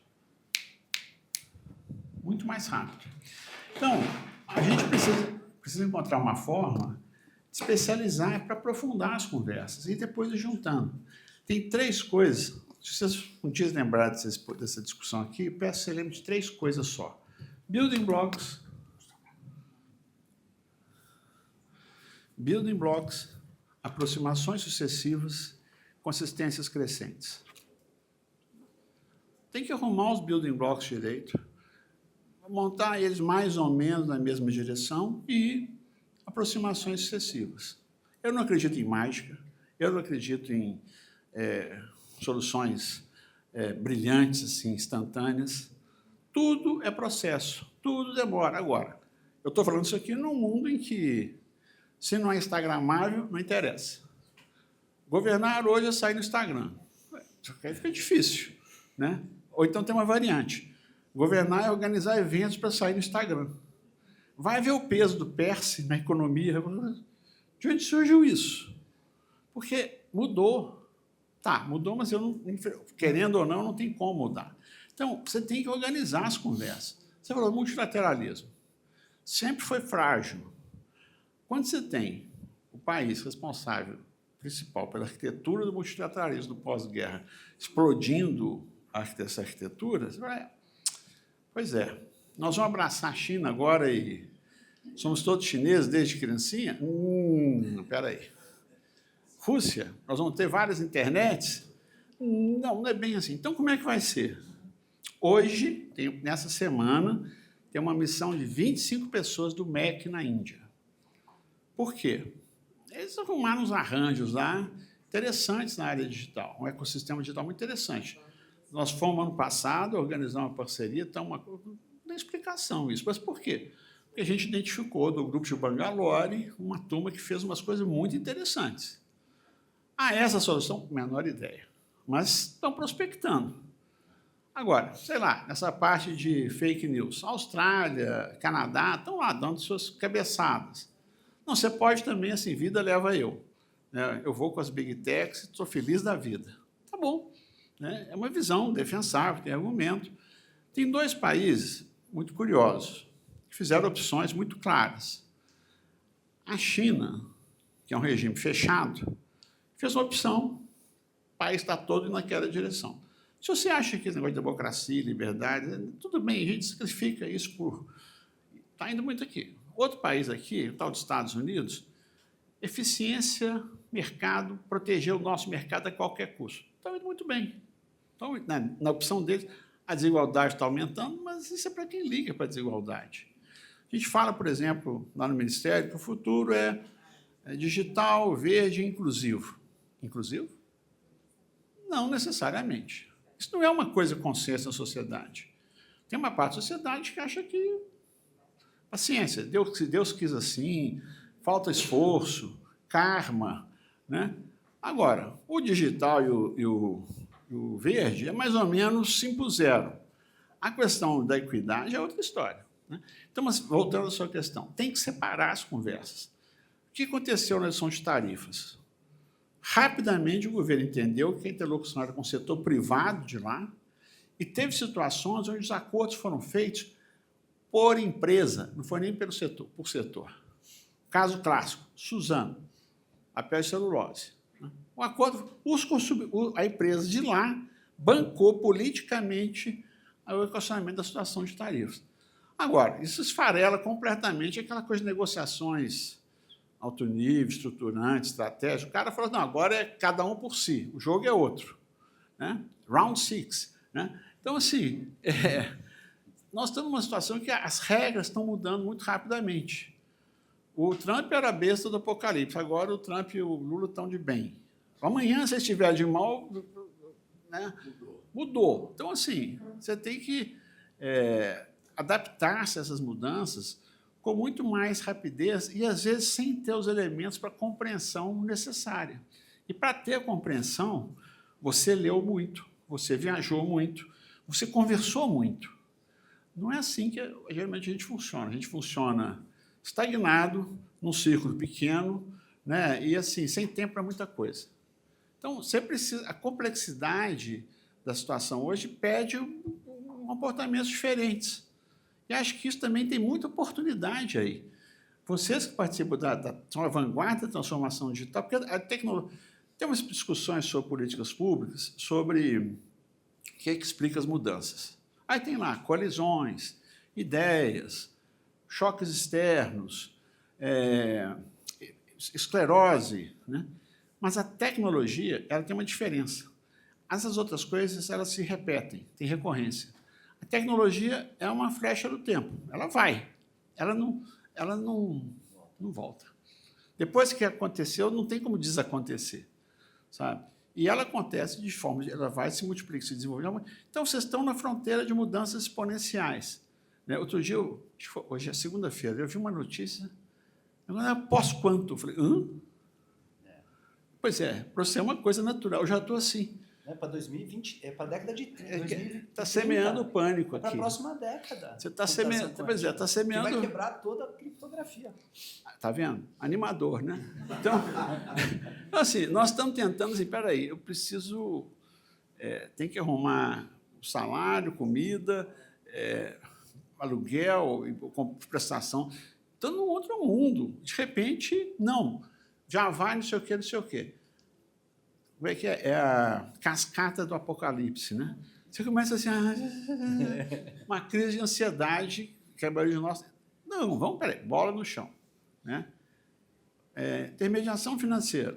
Nós tivemos uma reunião aqui com o pessoal do ITI, que é o Lobby Americano de Tecnologia. Não sei se vocês conhecem, você deve conhecer. Vieram aqui e conversaram com a gente, dado o clima que estava, né? Porque depois que você põe os executivos das Big Techs como com patente, né? Weaponizando que porra é essa, né? Aí vieram aqui e não, botou a bola no chão em todos os assuntos. Tá bom, aí tranquilo. Só tinha um assunto que permaneceu como problema. Qual?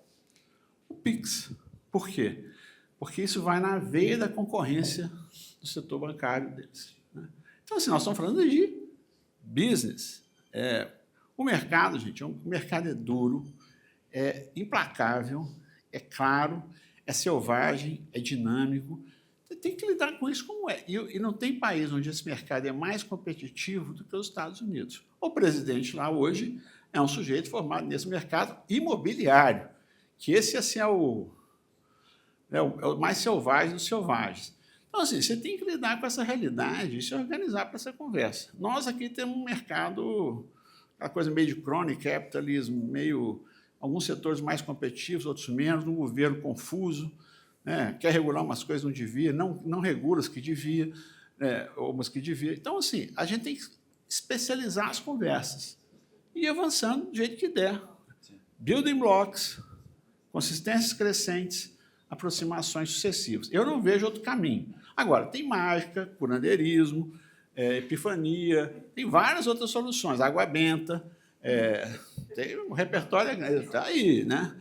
Eu falo que a turma aqui em Brasília, eu falo para a pessoa que vem, né, que não é daqui, depois de um certo tempo, ou faz direito ou vira vegetariano, né? Tem uns que fazem as duas coisas, fazem direito, né, defesa pessoal, e vegetariano, qualidade de vida e tal. Estou brincando, assim, para dizer o seguinte, as coisas estão mudando muito rápido e a gente tem que ver como é que se adapta. O Brasil é muito grande. O Brasil não é o eixo Rio-São Paulo, o Brasília, BH, não é mais isso. É outra coisa. E a gente precisa lidar com esse mundo real novo para ajudar também o país o país que né, a mudar. E a mudar para frente, a evoluir. Nós temos 2 vizinhos aqui que são histórias duras, né? Venezuela e Argentina foram países ricos, muito ricos, né? E hoje, assim, para dizer o mínimo, confusos, né? Então, depende, a gente é aquele time que depende dos seus próprios resultados. Mas não dá para você ficar olhando demais para os outros jogos, não. Você tem que... Eu torço para o Cruzeiro. Estava com uma pequeniníssima esperança, né? Quem sabe, tal, se ganhasse o Ceará sábado, empatou. Bom, aí também... Então, assim, isso depende dos seus próprios resultados, né? Se você não fizer o seu dever de casa, você fica ao sabor dos acontecimentos. O cientista político publicou um artigo outro dia, o Carlos Melo. O artigo não era muito bom, mas o título era muito bom. Navegado pelo mar. O país pode ser ou navegado pelo mar ou tentar ir para alguma direção, né? Senão as correntes levam, né? É um pouco isso. Então, assim, especializa as conversas. E não dá para as pessoas entenderem de tudo. Então, assim, você tem que ter uma noção geral, mas tem assuntos que você precisa de gente que conheça mais, sabe? Ou que conheça como as coisas se articulam, né? Não dá para também, assim... Um deputado, ele entende quantos assuntos? 3, 5. Ele tem que votar sobre 100. Como é que você melhora? É pelos partidos? É pela mídia? É difícil, né? E não, esses problemas não são só nossos. Então, essa questão do patamar... E voltando ao trabalho de vocês aqui. O trabalho de vocês é um trabalho de qualificação, profissionalização, melhoria do patamar informacional, facilitação permanente. E o país precisa de mais disso. Porque você ir para negociações com base em ego, com base em preconceitos, com base em loucuras, né?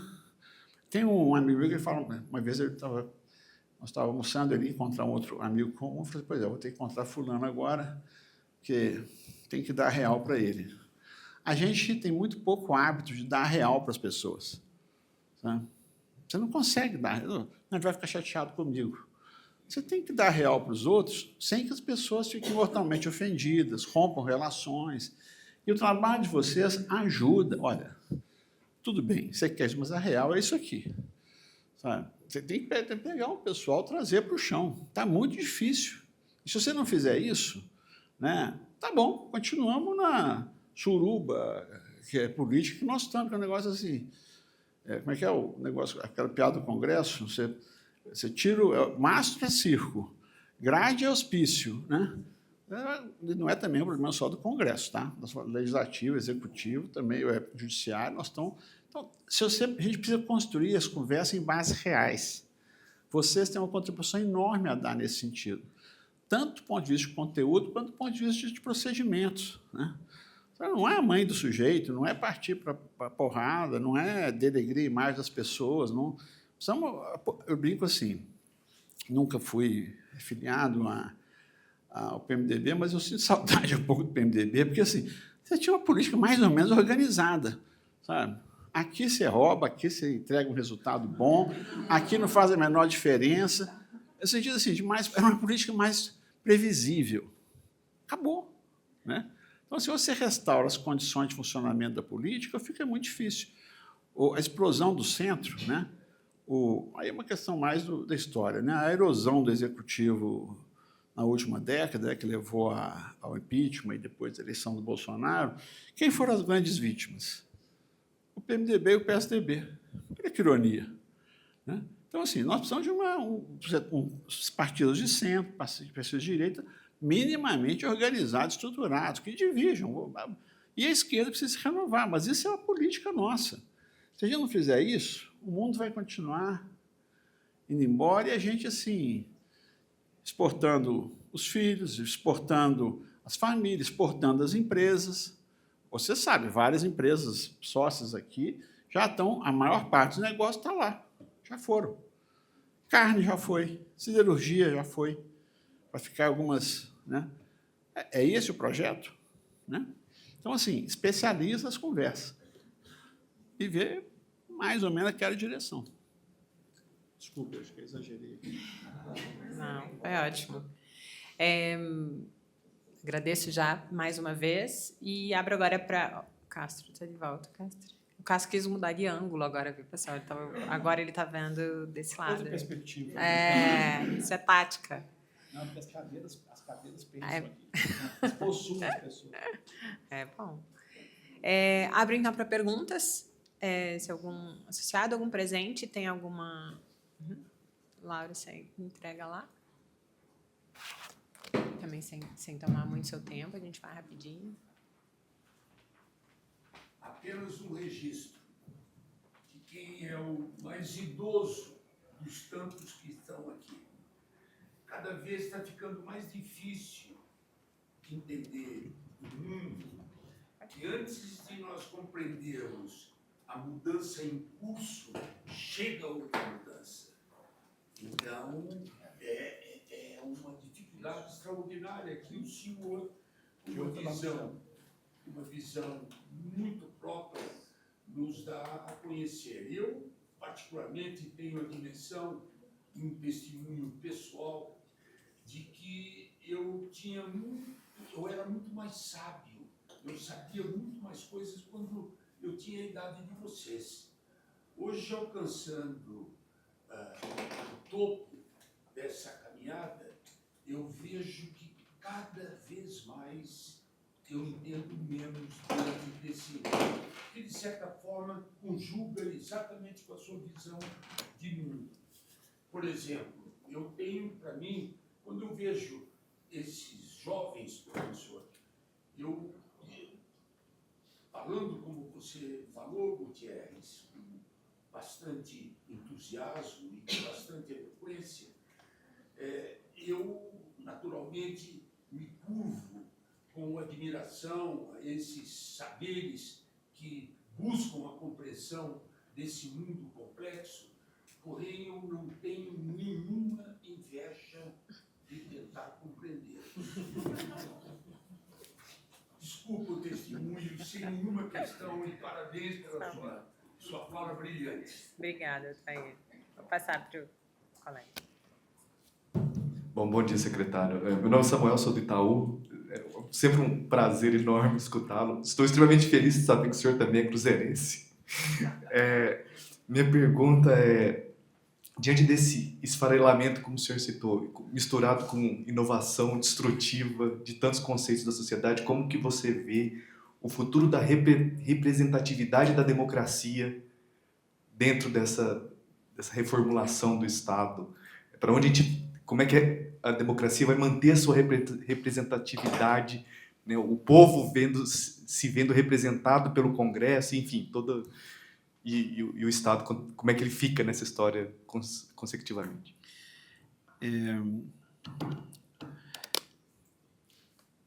Eu acho que a gente tem que ter um pouco de honestidade para enxergar algumas coisas. O ataque ao Estado, exemplificado aí no caso do Doge, o Trump não é uma pessoa, é um movimento, tem um grande apoio na sociedade, há um grande ressentimento, uma grande frustração em relação às entregas do Estado, em geral, no mundo inteiro. Desde a queda do muro, acabou a concorrência. Você tem só um regime, do ponto de vista econômico, com suas matizes e variantes. Aí você coloca a questão da democracia. A democracia é um valor para alguns, para outros não é. Eu, quando o Bolsonaro virou presidente, a reação de muitas pessoas, eu olhava assim, qual que era a diferença? Para mim era tudo muito familiar. Eu fui formado na ditadura, eu estudei na ditadura, eu vivi com medo a minha adolescência inteira. Então, para mim, isso é um valor. Mas para muita gente, assim, me dá mais comida, mais salário, mais não sei o quê, tudo bem, a gente compra, a gente faz um acordo aqui. A representação política, tanto nos Estados Unidos quanto no... Aliás, o sistema político vagabundo, porque aquela coisa dos cálculos, da representação por Estado, da tradição histórica, tem Estado, o gerrymandering, essa coisa está acontecendo agora no Texas, na Califórnia, assim, quando você vai enxergando melhor, assim, você fica assim, nossa, mas é muito ruim esse sistema. O presidente dos Estados Unidos, ele governa com apoio de mais ou menos 22% dos eleitores. 50% não votam. Os outros 50%, 5% você despreza, é 23% a 22% o resultado. Então, assim, você tem um problema assim, aí já. Aí você vai para a Europa, que é um regime parlamentarista. Nós tivemos aqui essa discussão no passado, parlamentarismo e presidencialismo. Qual que eu votava parlamentarismo, depois votei no primeiro. Aí comecei a achar o presidencialismo melhor, depois voltei para o parlamentarismo. Por quê? A tese é de que no presidencialismo você pode produzir mais, você tem mais vigor para produzir mudanças. Só que, se você produz mudanças que o Congresso ou a sociedade não sanciona, elas voltam, como aconteceu aqui no Brasil, por exemplo, né? Pequena surpresa, né? O sistema político lá é distrital. Você vota no distrito. O referendo do Brexit era cada pessoa um voto. Então, foram fazer uma consulta popular um por um, e não dentro do... Então, deu o resultado que pegou todo mundo de surpresa. E as pessoas não viram aquilo vindo, né? A França, tudo indica que nós vamos ter extrema-direita brevemente no poder na França. Pode ser uma extrema-direita mais palatável, menos palatável, porque tem uma coisa também que é nova, você tem extrema-direita jogando no regime democrático. Está aí a Itália, a Meloni, está lá. A Itália, como diz o Mussolini, não é um país difícil, não é que seja difícil governar a Itália, é inútil. Né? O país... Né? A Alemanha, né? Está lá o tradicional alternância entre a social-democracia e a democracia cristã, está vindo à extrema-direita e vem com uma pauta muito concreta, migração, de emprego, o leste europeu. Então, assim, já inacreditável, o Japão. Né? Então, assim, a gente tem que enxergar isso assim, mas é o fim do mundo estar próximo? Não. Primeiro, porque nessa ascensão da extrema-direita, você tem muitos argumentos que os governos tradicionais, ou de conservadores, ou de sociais-democratas, não enfrentaram. Vamos pegar um caso simples, a agenda da juventude e de emprego. Mundo real. O tal do emprego acabou. Tal qual o conhecíamos. Então, não tem mais. Não, tem, mas assim, né? Vamos supor que eu gerencio o Fundo de Garantia, o FGTS da Caixa. Eu devia estar sem dormir, porque... Né? Como é que vão ser as relações de trabalho daqui para frente? Todo mundo é MEI? Todo mundo é PJ? Acabou. Nós tivemos uma loucura aí de você achar que ser elitista é uma coisa ruim. O regime seletista é um regime assim. Uau! Se o regime seletista é uma coisa ruim, nós estamos... Então, assim, a representatividade ela varia muito de acordo com o sistema político de cada país. O que tem em comum é que os governos do dia estão perdendo as eleições na maioria dos países. Sempre as oposições elas perdem, volta o outro, mas está tendo uma certa volatilidade do ponto de vista do mundo, né, dos países democráticos. Mas está indo. Né? Alguns projetos mais de fôlego, o projeto da União Europeia, está se segurando, com problemas, mas está se segurando. Os Estados Unidos sobreviveu ao Trump 1, tudo indica que vai sobreviver ao Trump 2. Agora, o como? A eleição do prefeito de Nova York foi uma eleição, a política mais tradicional possível. Porta em porta, relação pessoal. Nesses tempos de hoje, um cara faz política assim e ganha em Nova York? Né? Aqui, pensa o Brasil, tira o Lula da cena. Vamos supor, o presidente teve um ataque, faleceu, não tem o Lula amanhã. Porque o Lula organiza a direita e a esquerda. Se você tira ele, assim, a direita e a esquerda, você volta mais ou menos assim, aos tempos primitivos, os clãs, as tribos, as oligarquias, as grandes organizações. O PT sem o Lula é um partido médio. Então, assim, nós vamos ter que passar por isso, nós vamos ter que enfrentar isso. Atribui-se ao Sarney uma frase, que quando o PT ganhou as eleições de 2002, o país vai ter que passar por isso. E passou, está aí. Né? Quando o Lula falecer, o país vai ter que passar por isso também. Então, assim, nós vamos ter que inventar outras formas, vamos ter que enfrentar outros desafios. Hoje, a conectividade expõe. Quem aqui é do interior? Né? A conectividade, aquela coisa do interior, o insulamento, isolamento, né? Acabou. Você, com isso aqui, está no mundo. Se você entende esse mundo, outra coisa. Botaram Starlink lá nas tribos indígenas. está dando uma confusão enorme. Não é que a conectividade automaticamente faz feliz e integrar, não. Né? Mas, então, assim, vai ter que haver uma grande reorganização e rediscussão disso. Só espero que a gente consiga fazer isso civilizadamente. Porque se você não fizer civilizadamente, você vai cair para a guerra, para a barbárie, para a violência. Isso geralmente não termina bem. Né? Alguém falou aqui da colonização portuguesa, o Andrei. Tem um livro, um dos melhores livros que eu já li sobre o Brasil, chama Equador. É sobre a Guiné-Bissau. Enlouqueceu? É um livro que se passa na primeira década do século XX, antes da queda da monarquia portuguesa. Tinha um reformista na corte, aí o rei manda ele lá para faça as reformas lá na Guiné-Bissau, depois a gente conversa. E o livro não é um livro grosso, é um livro pequeno. Aí vai lá todo cheio de amor para dar, fazer as reformas lá em Guiné-Bissau. E aí você entende muita coisa do Brasil. O que é o establishment? Por que as coisas têm dificuldade de mudar? Por que o Brasil tem uma dificuldade de processar uma série de conflitos? Onde estão as bases do poder da situação hegemônica? Sabe? Então, assim, veja bem, estou dizendo, um dos melhores livros sobre o Brasil é um livro sobre a Guiné-Bissau na primeira década do século XX, antes do colapso da monarquia portuguesa. A gente tem muita coisa de Portugal e África. A gente fala, nós não somos hermanos, nós não somos hispânicos. Uhum. E a gente é mesmo o quê? Aí você vai vendo essas coisas. Né?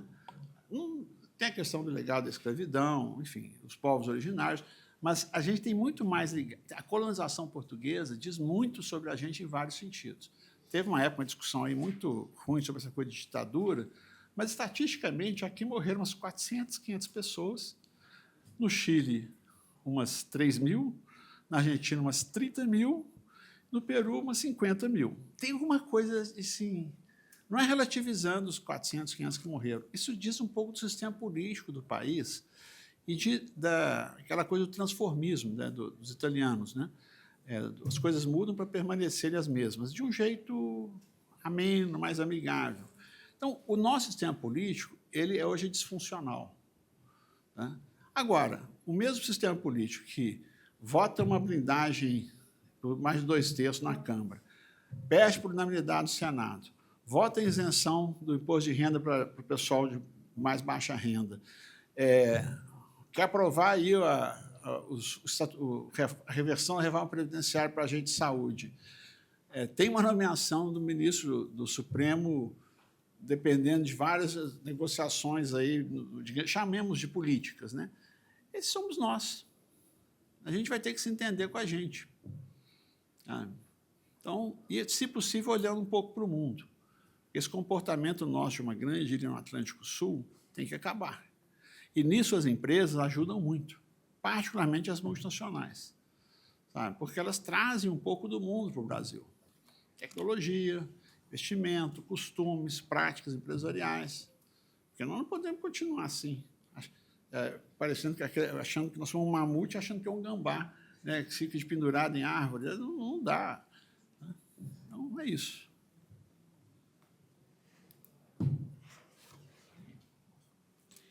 Mais alguma pergunta, pessoal? Ou alguma contribuição? Alguma ideia adicional? Pode ser também, né? Pode. Bom dia a todos, particularmente ao professor Chico. Eu vou levantar para ficar mais fácil de me enxergar, né? Eu sou o Jonathan Goldinho, da IBM, prazer ouvi-lo de novo. Fiquei um pouco triste agora por saber que você é cruzeirense. Eu, como bom atleticano, não estou podendo muito falar sobre o futebol, mas fica aqui a nota. Só um comentário antes da minha pergunta. O senhor mencionou sobre computação quântica, o roadmap da IBM e de outras instituições também. É que entre 2029 e 2032 nós teremos o chamado dia Q. O dia do quanto. É o dia que vai mudar o paradigma. O outro bug do bilhete.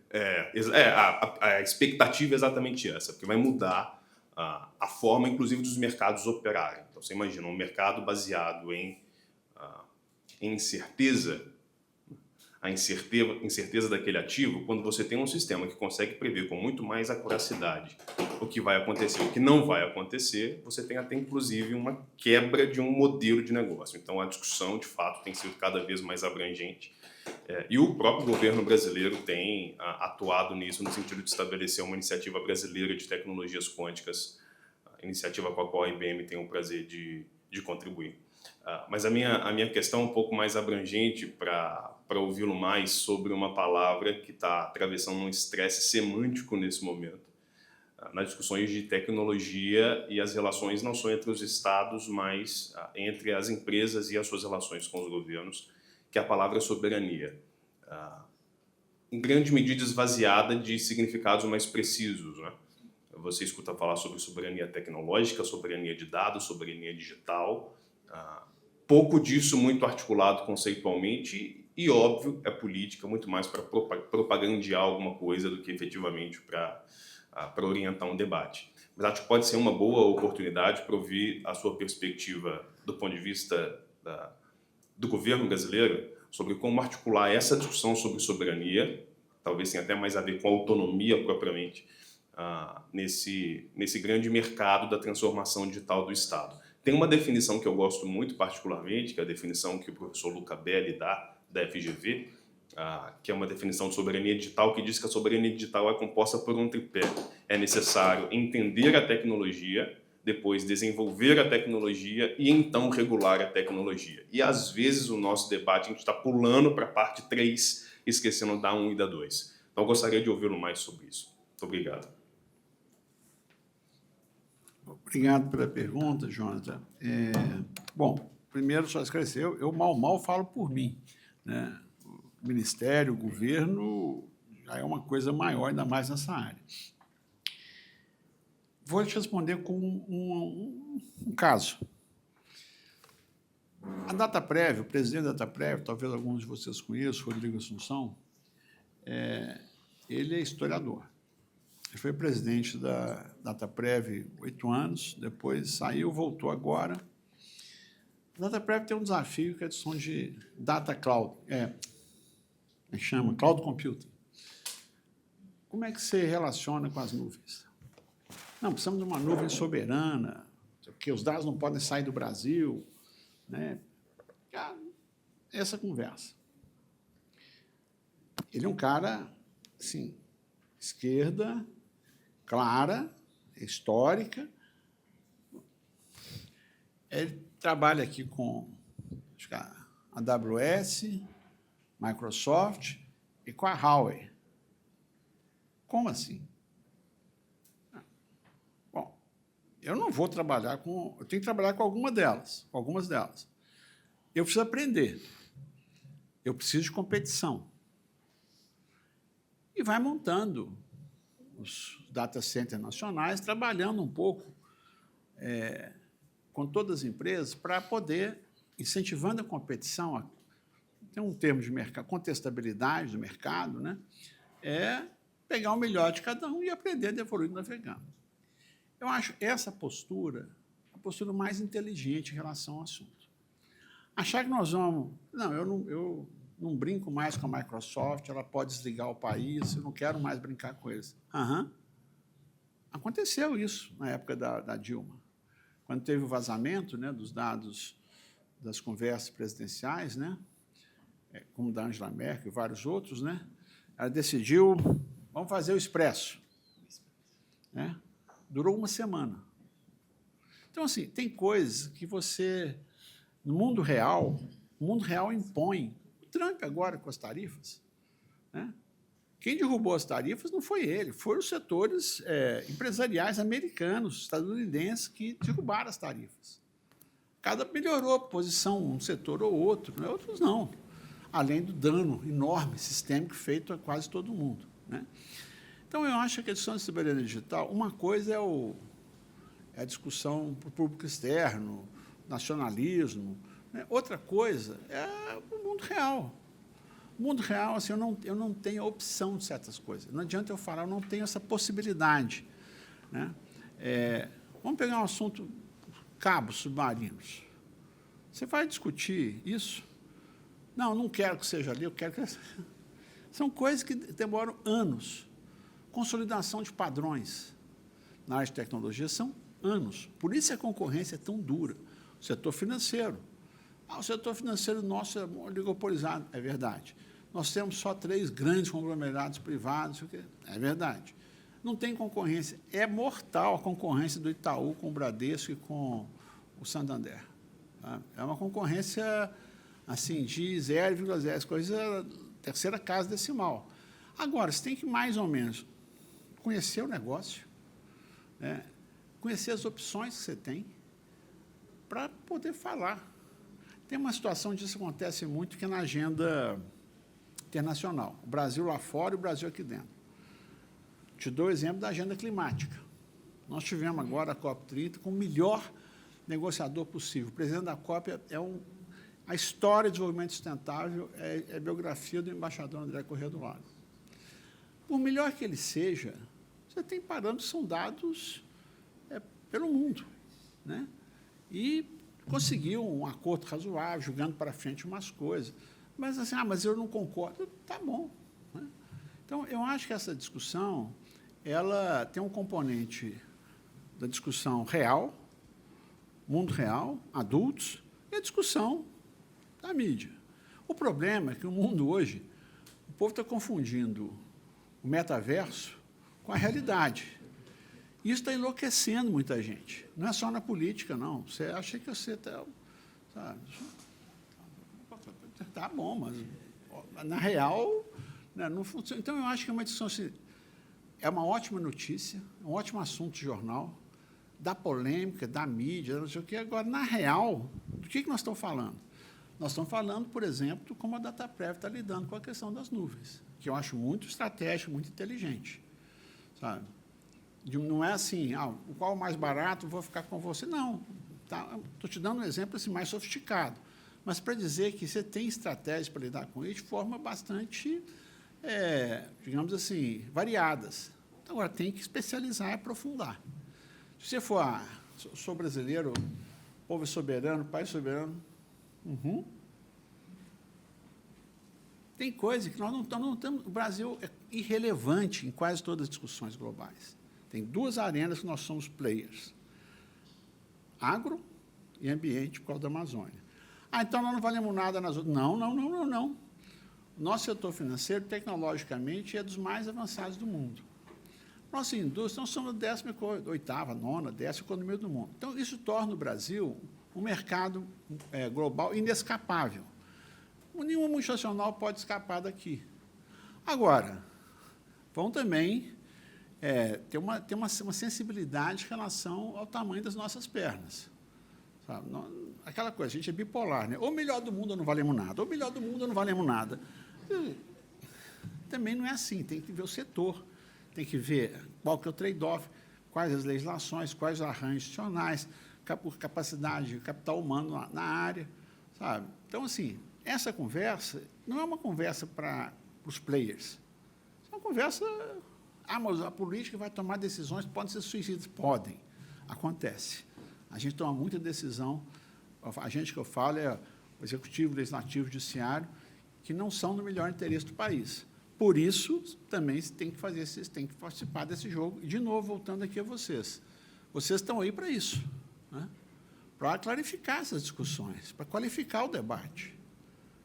Porque, às vezes, assim, o que vem de jornal são as posições extremas.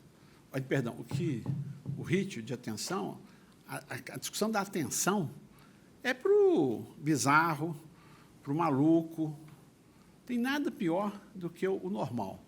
E nós precisamos desesperadamente de normalidade. Sabe? O mercado precisa de normalidade, o governo precisa de normalidade. Sabe? Tem coisa que não tem nada demais, é o que você tem que fazer. Não, virou um espetáculo, uma performance. Não, nós precisamos de normalidade. Na espetacularização dessas coisas, nós vamos nos dar muito mal.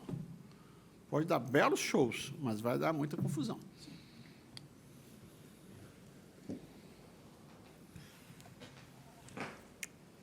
Bom, pessoal, podemos encaminhar, então, para o encerramento, certo? Fiquei com a honrosa tarefa de agradecê-lo. Agradecer a Isabela e o Andrei e a cada um que pôde participar conosco dessa atividade hoje. Esse é o nosso Café com Autoridade que encerra a agenda do ano da ABRIG para esse tipo de atividade. Amanhã ainda teremos uma assembleia, né? Então, estão todos os associados informados, convidados e sendo esperados amanhã aqui no IAM, né? Às 18h30. No mais, eu reforço essa ideia que a ABRIG tem, tentando ser realista, mas de contribuir com a construção de um país que seja produtivo, ético, eficiente, transparente, na medida do possível. E nesse diálogo também especializado e de alto nível, né? Sem informações rasas, como bem lembrou o professor. Professor não, o Chico. Obrigada, então, pessoal, a todos. Você quer falar mais alguma coisa, Castro? Não. Então, pronto. Obrigada, pessoal. Obrigada à equipe da ABRIG, que contribuiu conosco muito. Obrigada a todo mundo que trabalhou. Até mais e boa semana.